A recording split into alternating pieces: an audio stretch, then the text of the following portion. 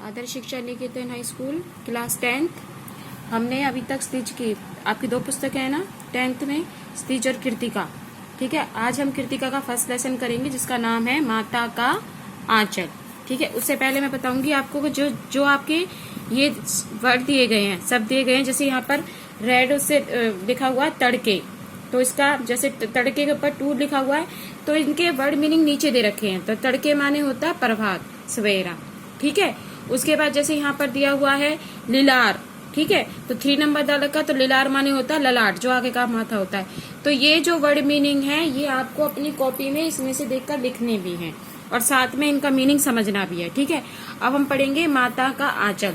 जो इसके लेखक हैं माता के आंचल पाठ के, उन्होंने अपने बारे में, इसमें लेखक ने बारे में बताया है कि अपने उनका बचपन किस तरह से बीता है। ठीक है, और माता और पिता दोनों ही बच्चे का पालन पोषण करते हैं, परंतु माता के प्रति बच्चों का ज़्यादा लगाव होता है।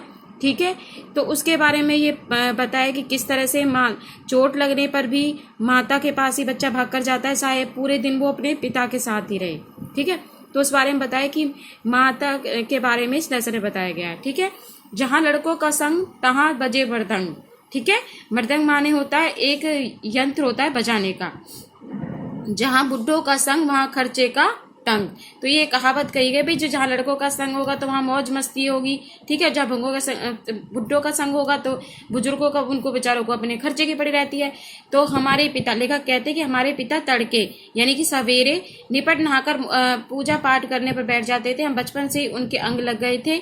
माता से केवल दूध पीने का नाता था, इसलिए पिता के साथ ही हमें बाहर की बैठक में सोया करते थे, साथ ही हमें उठाते और साथ ही नहला धुलाकर पूजा पाठ में बिठा देते थे।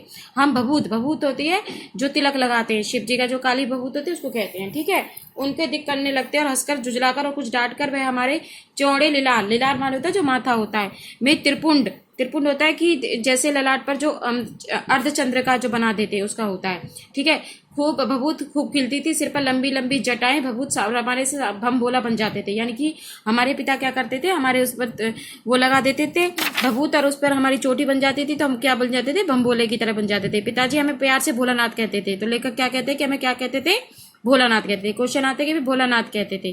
ठीक है, पर उसका असली नाम क्या था लेखक का, तारकेश्वर नाथ। क्या नाम था, तारकेश्वर नाथ, परंतु उन्हें क्या कहा जाता था, भोलानाथ। हम भी उनको बाबूजी कहकर पुकारा करते थे, माता को मैया। जब भी बापूजी रामायण का पाठ करते, हम बगल में बैठे बैठे आईने में अपना मुंह निहारा करते थे और जब हमारी खूब और देखते तो हम लजाकर और मुस्कुराकर आईना नीचे रख देते थे। तो ये क्वेश्चन आपका 1 नंबर में भी आता है, जो 2 नंबर में भी आता है कई बार कि जब रामायण का पाठ करते थे उनके पिता, तो लेखक उस समय क्या कर रहा होता था। तो ये यहाँ पर आप ये हेडलाइन कर लीजिए कि वो अपने मुंह को देखकर, शीशे में मुंह देखकर मुस्कुराता रहता था। पूजा पाठ करने के चुकने के बाद राम राम लिखने लगते हैं और अपनी एक रामनामा वहीं पर 1000 राम लिखकर वह उसे पूजा पाठ करने की पोथी पर साथ बांध कर रख देते थे। यानी कि उसके बाद वो क्या करते थे, उनके पिताजी राम नाम लिखते थे और एक पोथी में बांध कर रख देते थे। 500 कागज के छोटे छोटे टुकड़ों पर राम नाम लिख कर रखे आटे की गोलियां में लपेटते और उन गोली को लेकर गंगा जी के चार चल देते और फिर उन पर नाम लिखकर उन आटे की गोलियों में बंद करके गंगा जी की ओर चल देते थे। उस समय भी हम भी उनके कंधे पर विराजमान रहते थे। जब गंगा में एक आटे की गोलियां फेंककर मछलियों को खिलाने लगते तब उनके कंधे पर बैठकर हंसा करते थे। यानी कि वो आटे की गोली कहाँ फेंक देते थे, मछलियों के खाने के लिए भेज देते थे। जब वह मछलियों का चारा बन जाते तो रास्ते में झुके हुए पेड़ों की डालों पर हमें बिठाकर झूला झुलाते थे। जैसे इस तरह से यहाँ पिक्चर दी गई है, किस तरह से लेखक के जो पिता है उनको झूला झुला रहे हैं। ठीक है, कभी कभी बाबूजी हमसे कुश्ती भी लड़ते थे और हवसदिल होकर हम बल को बढ़ावा देते और हम उनको पछाड़ देते। वही उतान, क्या लिखा हुआ है, उतान माने होता है कि पीठ के बाद लेटना। ठीक है, उनकी छाती पर चढ़ जाते और उनकी लंबी लंबी मूंछें खाने लगते और हंसते हंसते अपने हाथों की मूंछों को उठाकर चूम लेते थे। फिर हमने खट्टा और मीठा जमा मांगते और बारी बारी अपने बायां दाहिना गाल उनकी और आगे कर देते। ठीक है, हम झुझलाकर फिर उनकी मूंछों को नोचने लग जाते थे। क्या करने लग जाते थे, जब हम परेशान हो जाते थे तो अपने पिता की मूंछों को नोचने लग जाते थे। उनके साथ हंसते हंसते हम घर आते। जब उनके साथ ही हम चौके पर खाने बैठते तो वह अपने हाथ से फूल के कटोरे गरम गोरस माने होता है वो घी जो होता है, मक्खन जो होता है, और भात सान कर खिलाते थे। भात मानी यानी चावल जो होता है। जब हम खाकर अफर जाते ही, अफर माने होता है कि भाई जब पेट पूरा भर जाता था, अधिक भर जाता था, ठीक है, तो मैया थोड़ा और खिलाने के लिए हट करती। वह बाबूजी से कहती कि आप 2-4 दाने के एक और बच्चे के मुंह में देते जाते हैं, जिसने थोड़ा खाने पर भी समझ लेता है कि हम बहुत खा गए। आप खिलाने का ढंग नहीं जानते, बच्चे को तो भर मुंह को कौर खिलाना चाहिए। जब खाएगा बड़े बड़े कौर, तब पाएगा दुनिया में ठौर। तो इसकी माता कहती थी, लेखक की माता क्या कहती थी कि भाई जो वो होते हैं मर्दुए, वो बच्चों को खाना खिलाना नहीं जानते। जो एक स्त्री होती है वही बच्चों को खाना खिलाती है। तो वो क्या कहती है कि जब खाएगा बड़े बड़े, यानी कि जब बड़े बड़े टुकड़े खाएगा तभी वो दुनिया में क्या पाएगा, ठौर पाएगा, ठीक है।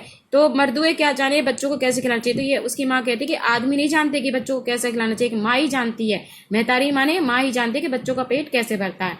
यह कहकर अब अपनी थाली में क्या करती थी, दही और भात को सानती थी, यानी कि दही और भात चावल को मिला लेती थी और उनके क्या करती, छोटे छोटे टुकड़े बनाकर अलग अलग बैठा देती। किसी को तोता बना देती, किसी के यानी जैसे टुकड़े होते हैं ना रोटी के, ऐसे वो चावल के टुकड़े बना लेती थी, जिनका नाम रख देती थी तोता, मैना, कबूतर, हंस, मोर आदि के नाम दे देती थी।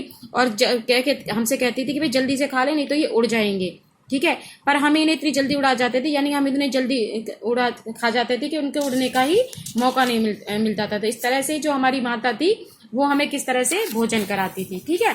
उसके बाद है कि जब कभी मैया हमें अचानक पकड़ जाती तो पकड़ पाती तो हम छठपावन पे एक चुल्लू कड़वा तेल होता है जो सिर में लगाया जाता है, सरसों का तेल, हमारे सिर पर डाल देती और हमें रोने लगते और बाबूजी के पर बिगड़ खड़े होते हैं हमारे लिए सिर तेल पोत कर, ठीक है, यानी कि एक नदी बना देती, ऊपर छोड़ती, फिर नाभि पर लिलार और काजल की बिंदी, यानी कि नाभि पर और पर क्या लगा देती थी, काजल की लगा देते हैं ना छोटे बच्चों पर, काजल की पोती लगा देती थी, ठीक है। और हमें क्या, फिर उसके बाद क्या करती थी, हमारी चोटी बांध देती थी और उस पर लट्टू बांध देती थी, हमें क्या बना देती, एक तरह से कृष्ण जी बना देती थी।